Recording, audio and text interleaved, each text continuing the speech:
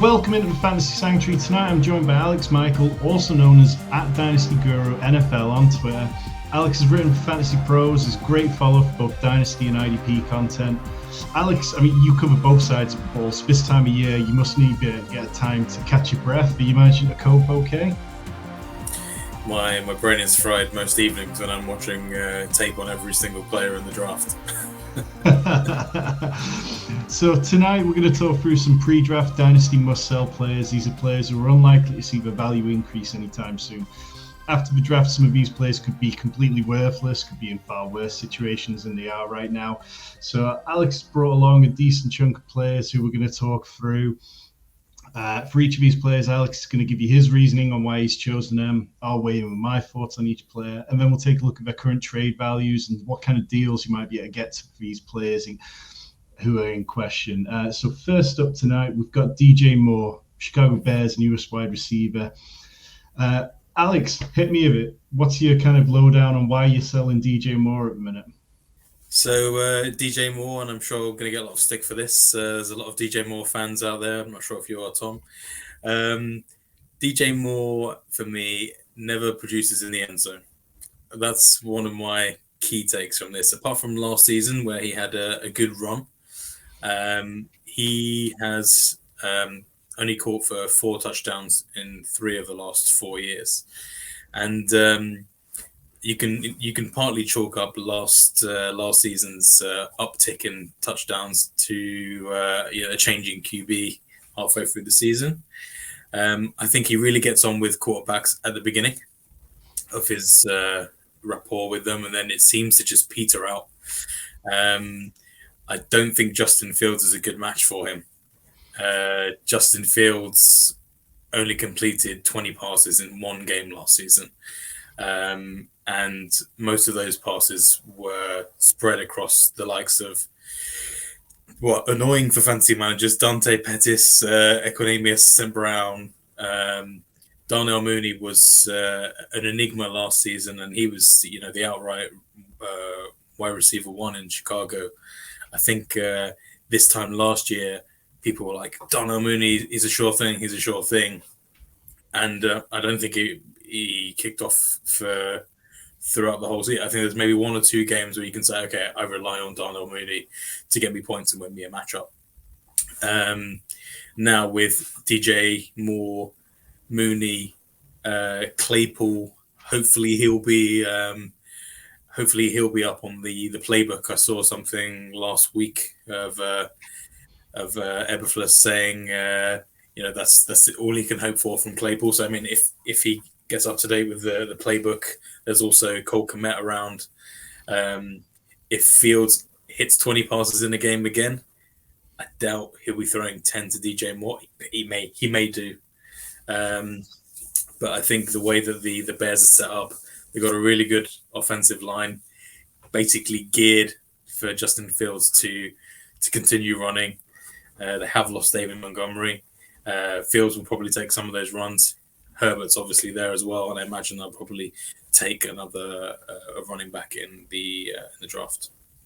Yeah, I think all that's kind of fair. I think it's fair to say that, like, DJ Moore, whilst he's been a good wide receiver, he's never been the kind of like DeAndre Hopkins type of wide receiver who can just dominate targets and really just hog them in a way. I think particularly I agree with what you're saying about Justin Fields so much. I mean, last year he was 56 in passing EPA among 57 quarterbacks with 50-plus dropbacks, which is just really bad. So he really needs to take that next jump. But like you're saying, Justin Fields threw at such a terribly low level that even if the Bears' passing volume increases by an average of, 25% per game, we're talking about 25 passes in a best case scenario. Even if he gets up to the best case scenario of around where Jalen Hurts and Lamar Jackson are, who throughout their NFL career have rarely gone much over 30 passes per game, it's still going to be really difficult for DJ Moore to kind of pay off as a really solid fantasy asset, I think. So in terms of his trade value right now, I mean, you asked whether I was a DJ Moore truther. I traded him for the 1.9 in one of my leagues, which I'm in. I think it was a league which I won last year. So I was looking at trying to just just start hedging a little and start to decide whether I've got enough there to really go all in again or whether I need some fresh pieces. And the 109 for Moore felt fine. These values are all Rich's values from his Dynasty Island Patreon and his excellent trade value chart. So we've got three here which stack up perfectly against DJ Moore's value. 2023, 110 to 112. Option 2, Evan Ingram plus Alexander Mattison. Or option 3, Keenan Allen plus the 301. Out of those, Alex, does any kind of stand out anywhere you'd be like, yeah, I'd definitely do that, I wouldn't do that? What stands out to you there? Yeah, I mean, I think if I was a DJ Moore owner, I think selling to a team who's win now for a late first round pick is probably a really good solution, because 109 was good value also, because essentially, as you mentioned, he's not going to be a solid play every week. He'll be in your flex most weeks.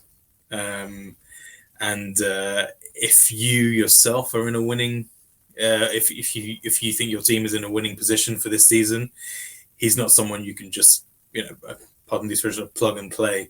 If Keenan Allen is on your roster and you're going for a win now, even though he's in the flex position as well, he's probably a starter most weeks, especially if he gets a run of games with Herbert.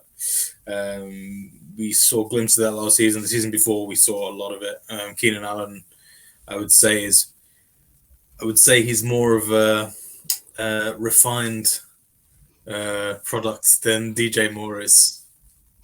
Yeah, I think just to cut in, I think it'd be hard for me to give up Keenan Allen for DJ Moore, because I think you have to kind of look at what's going on with the teams. Like, the Chargers are going to take a step forward under Kellen Moore, offensive coordinator. Meanwhile, the Bears, yes, they're building impressively and they've got all this draft capital, but I mean, there's no sure thing that they don't add another good wide receiver. And I think I could bank on Keenan Allen's target volume a lot more than I could bank on DJ Moore's consistent target volume. Yeah, exactly. Yeah, you spot on. And I think even I think everyone who's doing mock draft after mock draft to see more or less who they're going to pick at 1-9, 1-10, 1-12, depending on your leagues, you could end up with one of the four quarterbacks everyone's talking about, which could be a good chip in your team if you're missing a quarterback. Keenan Allen 301 would be very good value. Evan Ingram and Alexander Mattison, if someone offered me that, I would ban them from trades for the next year. No, it's not bad. It's just, I mean, there's a lot of factors that would allow both Evan Ingram and Alexander Mattison together to produce the same amount of points that DJ Moore would on his own. So yeah, I think it's very speculative, that one. It's one I threw in there because I think, you can find those Alexander Mattison truthers who are like, oh, okay, well, if Dalvin Cook gets cut and all that, but I think I'd be very surprised if I ever saw that deal go. Let's move on to T. Higgins, our next sell. So last year, he was the wide receiver 12, over 100 targets, over 1,000 receiving yards. What's making you say you want to sell him, Alex? So I think the first thing that really comes to the top of the frame is that he is a free agent next year. And at the moment, he doesn't seem too concerned with his contract situation. And I think, given that he was the wide receiver 12 last year, he essentially has been a core piece in getting them to a Super Bowl and far into the playoffs 2 years in a row, especially with Chase down last season as well. That's concerns me a little bit that he's not too fussed about the contract situation. It makes me think that either he's naive or he's planning on leaving at the end of next season, which means that he could end up anywhere. And whilst he's a great receiver, there's no doubt about that, he could end up on the Bears, for example. And then you're like, great, what do I take from that? And you end up having to, and more importantly, touching back to the theme of the podcast, is you wouldn't be able to recover as much value from T. Higgins as you would now. So I think that's the key thing for me there.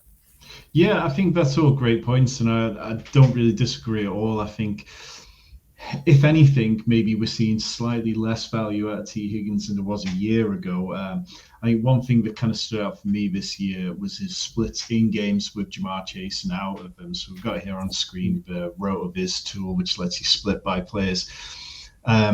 And so, I mean, over the course of the season, T. Higgins had 5 games over 15 half PPR points, 4 weekly finishes inside the top 6 wide receivers, and he only had 4 outside the top 40 wide receivers. So he was really quite consistent.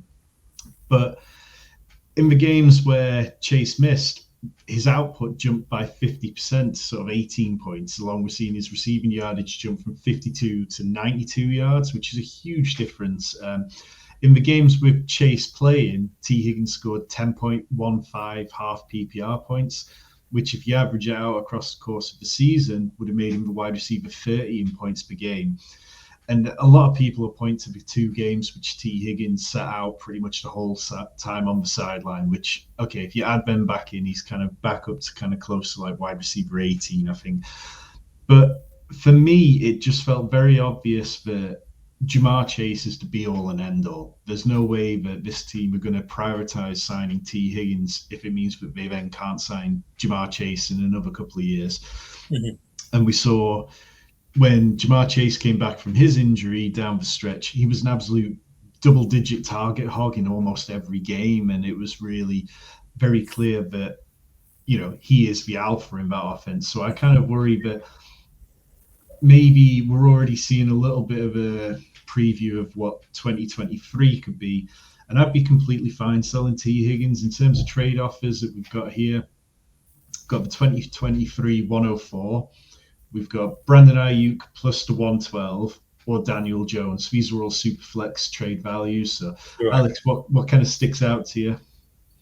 Yeah, I think 104 would be fantastic value for T. Higgins. I think that, I mean, you know exactly who you're going to get if you're drafting at 104. And again, if you're in need of a top QB in Superflex, you're going to get one. You got to assume that Bijan Robinson is going to be 101 or 102 in very rare instances. And so it means you're getting either Stroud, Richardson, or Young. In at that 104 place, so that's and QBs score the most points in Superflex, so it makes sense to make that trade. Brandon Ayuk, I'm a big Brandon Ayuk fan, but that is great value, very good value for Higgins there. I mean, if I was a Higgins owner, I would definitely take that. And then Daniel Jones, I probably wouldn't take. I just think now that I think, well, obviously I don't know him personally, but I think he seems like he did a really a good number on the Giants there, playing out of his stocks this season because he knew it was a contract year. We hadn't seen that from him for the previous 3-4 years, so I just feel like now he's been paid. It's a very again, I don't know him, so it's very 50-50 for me. Like, it could go either way. Yeah, I think that's entirely fair. I think when if you were to give me the choice of the 104 or Daniel Jones, I'd take the 104 every time. So in this scenario, if I had T. Higgins, I think, I don't necessarily view T. Higgins as truly elite, but I view him right on the fringes of that. And I definitely don't view Daniel Jones as elite.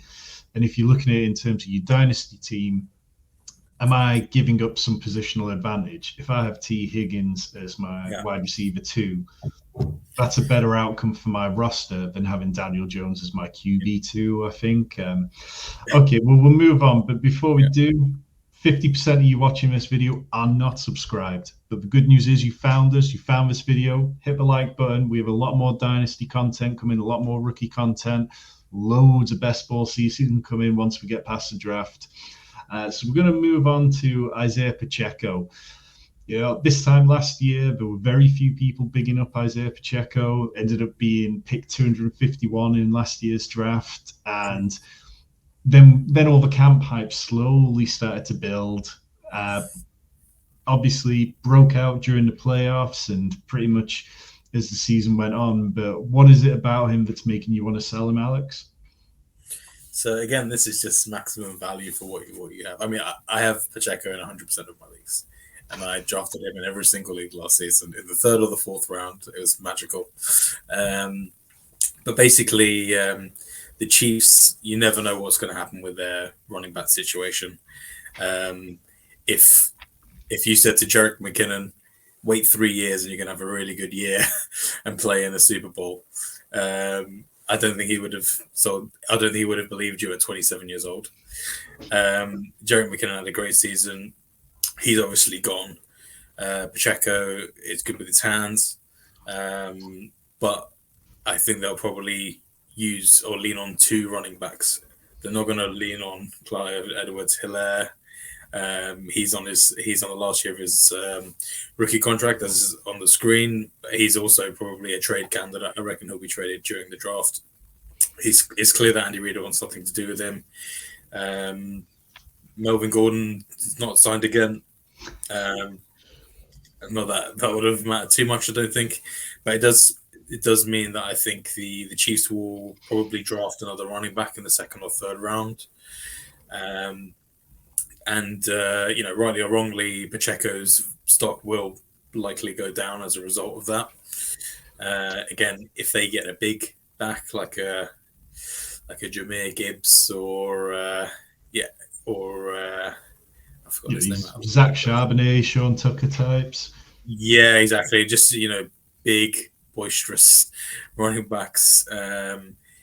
Immediately, everyone will see him as that player as the bell cow, and Pacheco is kind of the second, the kind of Chase Edmonds role.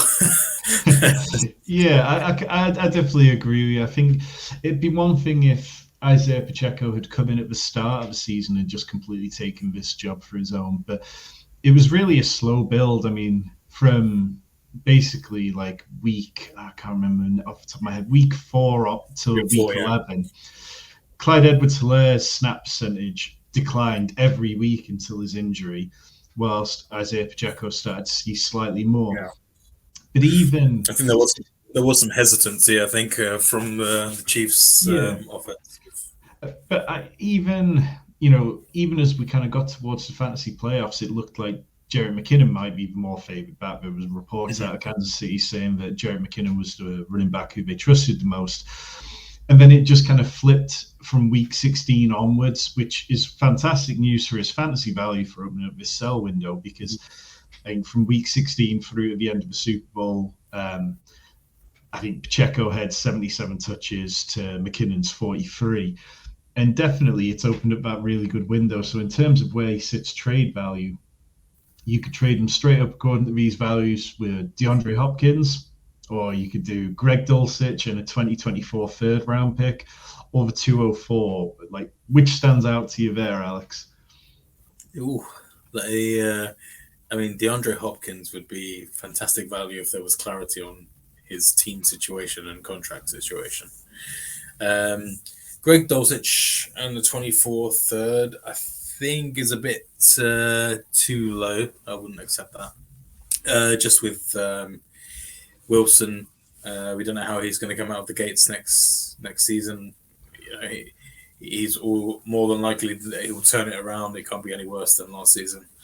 Dulcich is clearly the favorite tight end at the moment, so he's a good player. But running backs are probably 10 a penny, whereas tight ends you can pretty much pick some off the waivers. 204, I think, would probably be the fairest. I think I would push for a higher second round, but in reality, I probably wouldn't get it. Yeah, I think it's kind of tricky. Let me just pull up a trade that I got sent the other day for Pacheco, which I should have really dropped in here straight away. But basically, I have a team which is kind of on the fringes of rebuilding, retooling, and I would have traded Cooper Kupp for Isiah Pacheco and the 2023 212 and the 312. How would you feel about that? Cooper Kupp for Pacheco, a late second and a late third. I'll smash accept on that. I think I'd take the cup side, yeah, definitely on that. Well, that was my side of it, and Yeah. I'm not really in the habit of buying running backs at this time of year. It's, particularly somebody like Pacheco, who could very quickly see a large part of his role evaporate. I do agree with you. I think CH is likely to be moved on, or he'll be marginalised heavy. I think the Chiefs will do something at the position.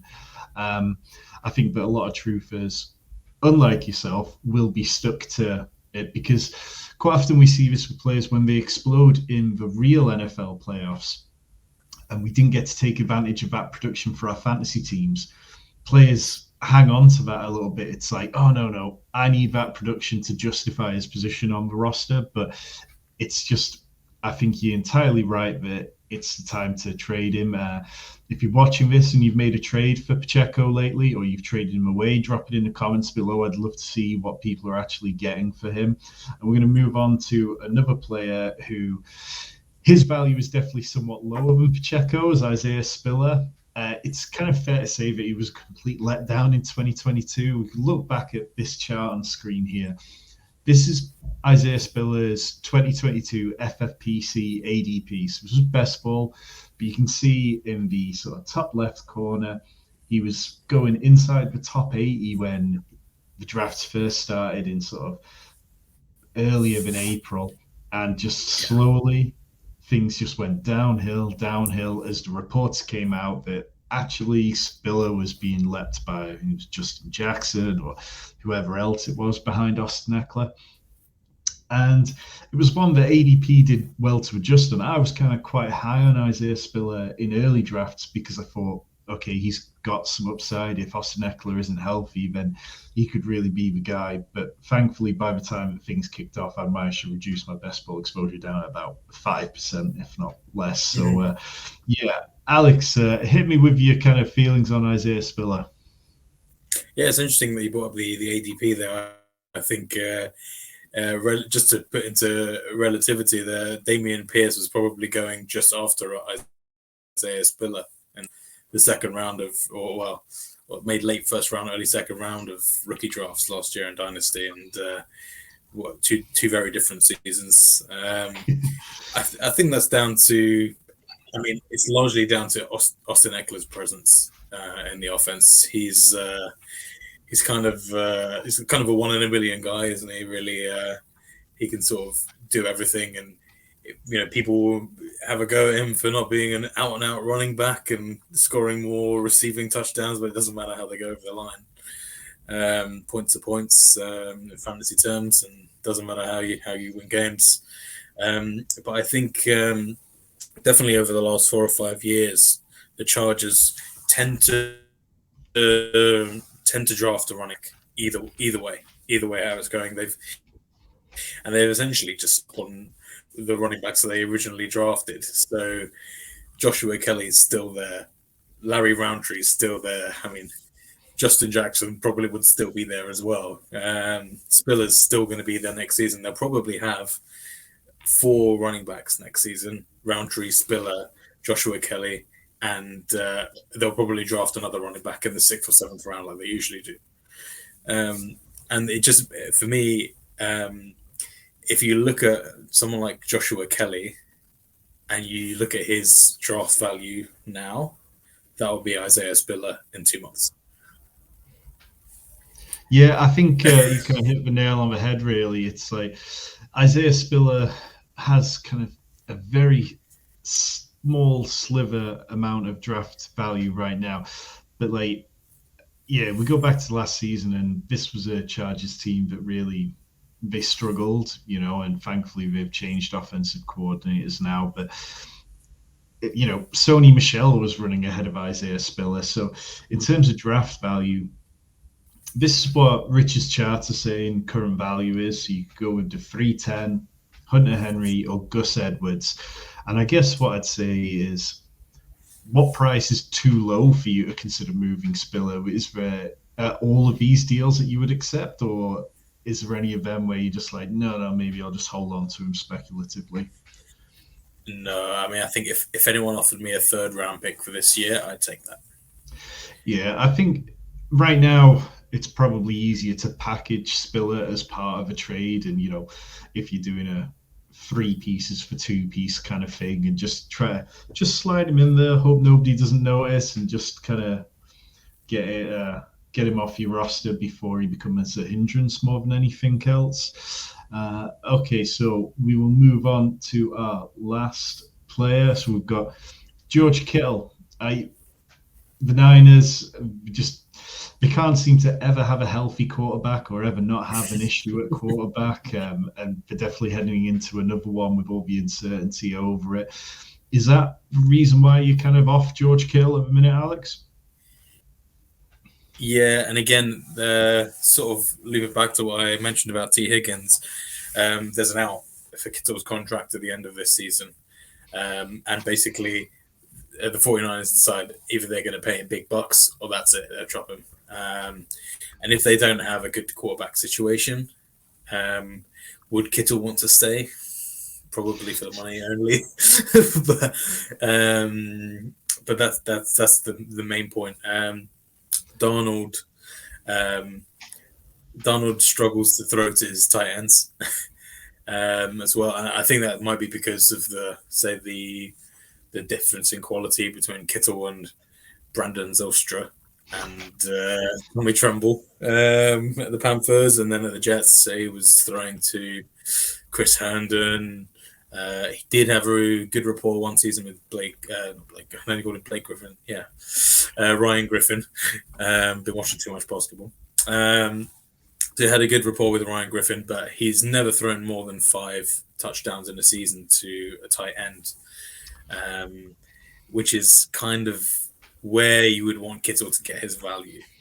Even though he'll be probably one of the bigger targets, someone like Darnold, and I keep saying Darnold now only because Brock Purdy and Trey Lance are both coming back from injuries, that they'll probably roll with Darnold for the first 3-4 weeks, which are kind of crucial in you deciding as a fantasy manager whether you're going to have to continue to go for it this season. And if you own Kittle, Darnold prefers to spray out to his receivers, and given that he has traditional receivers in Brandon Ayuk and Deebo Samuel, I think their value would probably not be altered by Darnold being a quarterback, but I think Kittle would be.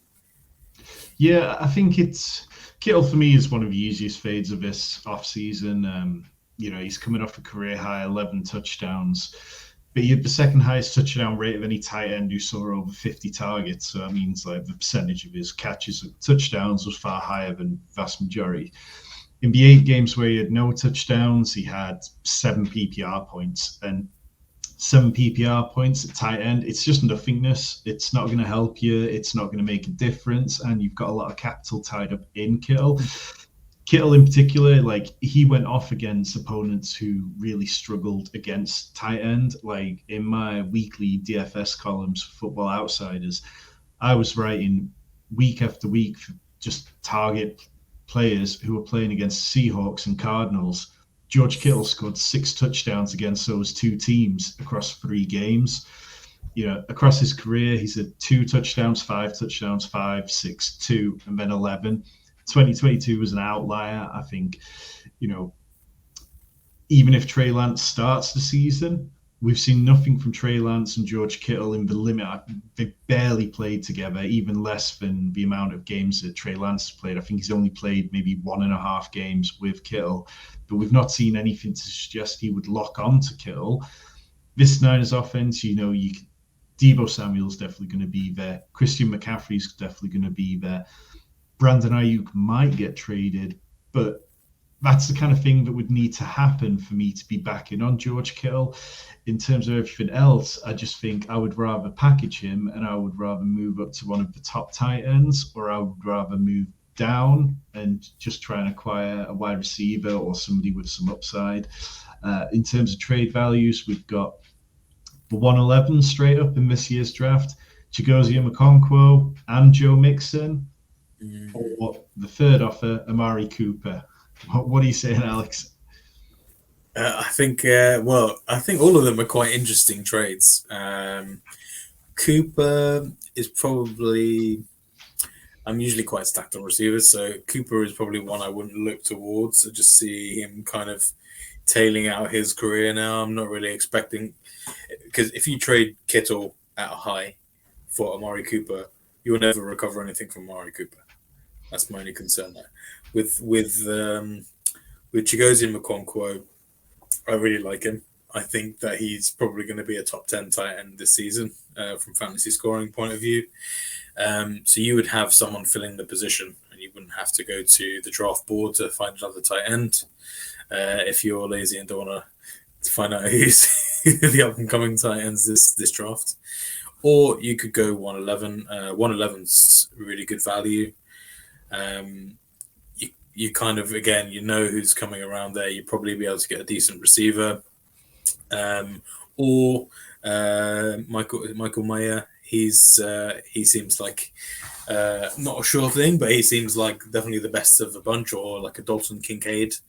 And I think they'll both of those two will end up in really good landing spots, because there's a couple of tight end needy teams out there. So that could be probably the fairest. I mean, if someone offered me 111 for Kittle, I would take that. Yeah, I think that's a really good point about Michael Mayer and Dalton Kincaid, because the 111 is exactly where those tight ends are coming off the board in tight end premium, super flex mock drafts. So it's very easy to say, okay, would I do that straight up for one of those? And obviously a large part of this comes down to your team. If you win now, then you probably should, keep Kittle or look to be making better trades than this. But if you're looking to just get a little bit younger at position and just get back some years, then trading George Kittle for one of those tight ends does make some sense. So that's all 5 of them. Whipped through them nice and quickly. Alex, remind people where they can find you online, and is there anything you'd like to plug before you get out of here? Nothing's plug on my side. Just happy drafting for the next couple of weeks and beyond for the rest of the summer until the season starts. Everyone can find me on Twitter at Dynasty Guru NFL. That's it. Lovely. So like and subscribe. Please do let us know if you've been making trades for these players. I want to see them in the comments. Like and subscribe. We've got loads more content coming soon. This has been Fantasy Sanctuary.